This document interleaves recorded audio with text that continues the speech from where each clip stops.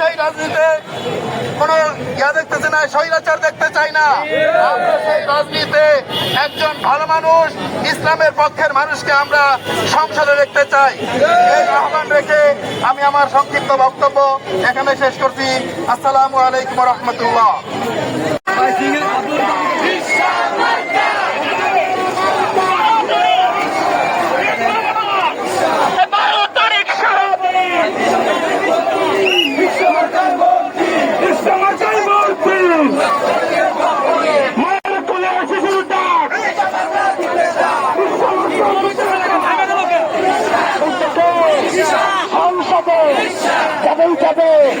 জামাতের, শিবিরের, এনসিপি, খেলাফতের পক্ষে মাঠে নেমেছেন।